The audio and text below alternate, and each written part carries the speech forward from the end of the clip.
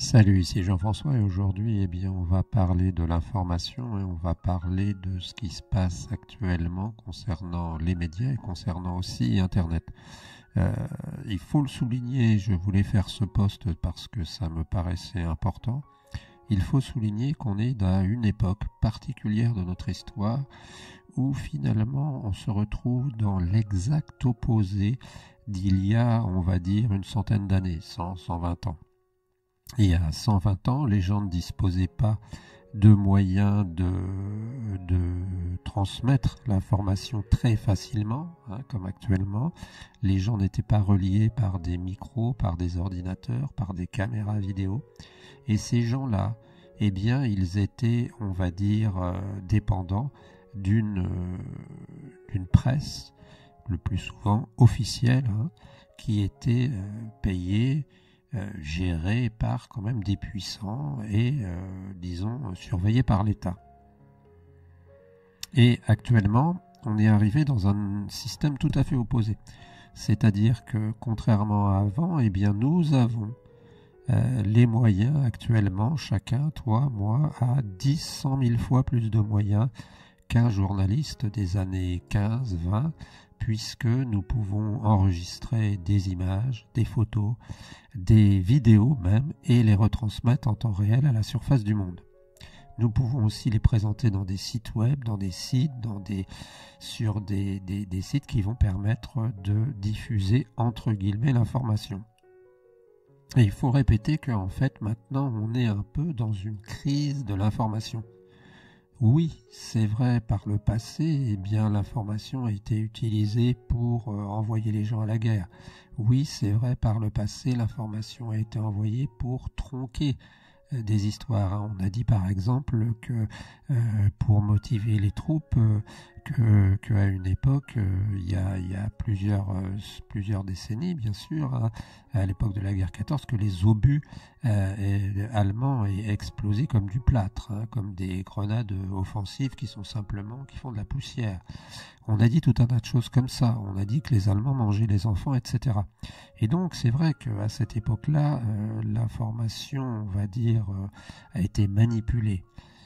Maintenant, on est dans une situation tout à fait différente, où on est dans ce qu'on pourrait appeler une phase de, comment pourrait-on l'appeler, de liberté de l'information, entre guillemets, puisque pour acquérir sa liberté, il faut non seulement le vouloir, mais il faut aussi le pouvoir. Et à ce niveau-là, quand on voit par exemple la Révolution française, elle n'est pas intervenue n'importe quand, elle est intervenue quand les facteurs étaient possibles. Là, c'est un peu pareil. On a la possibilité maintenant d'être dans la situation où chacun peut devenir un média et où chacun peut donner son avis et peut donner des pseudo-informations. Et c'est là que je veux en venir, c'est-à-dire que je suis effaré de voir le nombre de personnes autour de moi qui suivent des sites qui ne sont pas des sites officiels, et de voir des sites qui grossissent à vue d'œil simplement parce qu'on va inquiéter les gens ou simplement parce qu'on va leur raconter ce qu'ils veulent entendre, ce qu'ils veulent écouter. Alors oui, comme dans tout mythe, comme dans toute légende urbaine, il y a une part de vrai dans ce qui est dit, c'est-à-dire dans ce que disent certains influenceurs, dans ce que disent certaines personnes qui finalement déconstruisent la manière dont nous croyons les choses. Il y a fondamentalement, c'est vrai, certaines choses parfois qui sont dites et qui sont parfois dévoyées. C'est vrai. De même que Trump a été élu,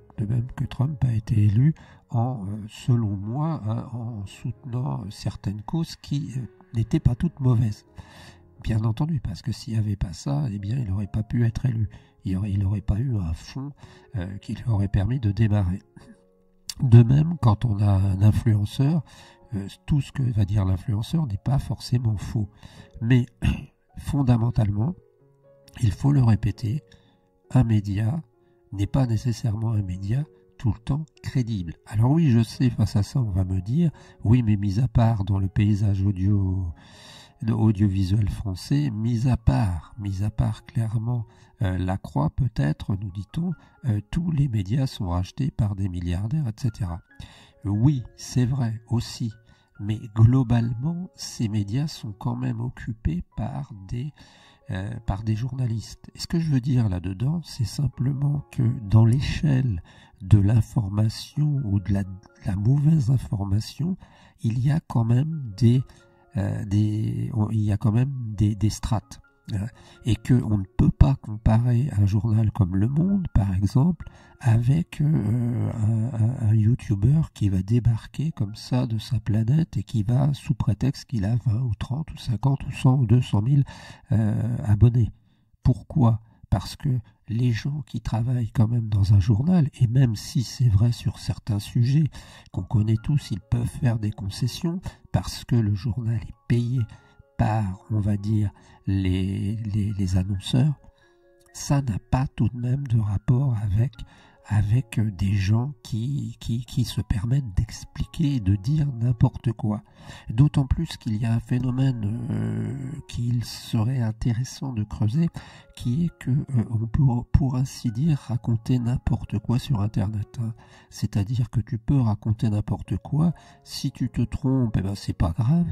Et si tu as décidé d'enlever tes documents, d'enlever ta capsule, eh bien tu peux toujours la supprimer, ta vidéo, ou ton post, ou ton podcast. Et ça c'est très important parce qu'en fait c'est l'ouverture à n'importe quoi. Et c'est ça qu'il faut dire très clairement, c'est ça qu'il faut exprimer. C'est que nous vivons dans une époque où finalement la majorité des gens regardent sur leur téléphone portable des canaux qui ne sont pas des canaux qu'on peut qualifier de fiables. Alors je sais, on va me dire, mais qu'est-ce que tu appelles un canot fiable ? Eh bien un canot fiable, c'est quand même un canot où d'abord, sous certains aspects, on ne fait pas de prévision comme ça. Hein, parce que tu as des gens qui te disent, dans 3 mois, dans 3 semaines, il va se passer ça. Mais qu'est-ce que tu en sais ? Et va voir dans les anciens posts que ces gens-là ont fait, ou garde les anciens posts de ces gens-là et regarde si c'était des devins. Il y a peu personne, voire personne qui peut prévoir quelque chose, même en termes d'économie ou même en termes de géopolitique facilement. Donc comment se fait-il que des gens qui n'ont peu ou pas de formation, voire aucune formation journalistique, soient capables de prédire, de dire des choses? Pourquoi ? Ben, tout simplement parce que ce sont des gens qui attirent le chaland, tout simplement parce que ce sont des gens qui prennent l'avantage et qui vont faire des vues. Alors, comment faire pour se documenter, on va dire, de manière, comment dirait-on, autonome, hein, puisque le Covid a fait beaucoup de mal à ce niveau-là. Le Covid nous a fait douter, nous a fait nous demander si finalement nous n'étions pas sans arrêt sous la houlette des milliardaires qui nous contrôlaient. Eh bien, je pense qu'il faut analyser, et ça prend du temps. Et ça signifie tout simplement que notre époque va très vite, et en proportion, nous ne prenons pas le temps d'analyser. Et c'est ça qui est important de comprendre, c'est que il faut prendre le temps d'analyser les choses, il faut prendre le temps de lire, il faut prendre le temps de se poser des questions, il faut prendre le temps de s'interroger, il faut recouper des sources. Prenons l'exemple de ce qui s'est passé en Ukraine et de l'invasion de l'Ukraine. On nous a dit au tout début, l'ensemble des médias nous disait quand même que l'Ukraine avait été envahie et qu'elle avait été envahie par la Russie. Certains disaient que la Russie était finalement dans un sens un pays qui avait été bafoué, qui avait été, on va dire, entouré par des missiles et qu'il se défendait. Et ça n'était pas faux. On pouvait trouver des circonstances atténuantes à la Russie en disant que ce pays, suite à certains problèmes qu'il y avait eu, pouvait avoir décidé de faire quelque chose. Mais est-ce que le fait d'envahir un pays légitime était ce qu'il fallait faire ? Moi j'en doute. Est-ce que la Russie était complètement, on va dire, coupable à 100%? Non. Peut-être qu'il y a 15, 20, 30%, même jusqu'à 30%, dirons-nous, de raisons de penser que les Russes ont agi comme ils ont agi. Mais est-ce que ça valait le coup de déclarer la guerre à un pays qui était souverain et de risquer une troisième guerre mondiale ? Là, je dis non. De la même façon, quand on retourne de l'autre côté, on peut voir l'Ukraine et on peut se dire que oui, comme le disent les Russes, en effet, en Ukraine, c'était pas toujours très clair. En Ukraine, il y a eu de la corruption. En Ukraine, il y a peut-être eu des groupes néo-nazis. Mais quand on met les deux l'un à côté de l'autre et quand on voit Vladimir Poutine, on a du mal à se dire que c'est quand même un démocrate. Donc, pourquoi est-ce que je te parle de tout ça?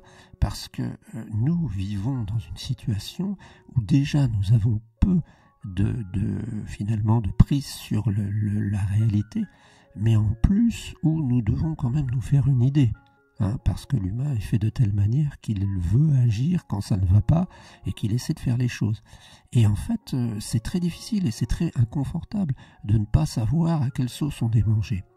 Voilà, c'est ce que je voulais savoir. Ce que je voulais dire, c'est que j'ai l'impression tout de même que le Covid, avec ses points d'interrogation qu'il a posés, avec ses questions, ses traumatismes, cet isolement aussi, a créé beaucoup de problèmes dans nos mentalités et que en fait nous ne sommes pas complètement sortis du Covid et que ça a laissé des traces.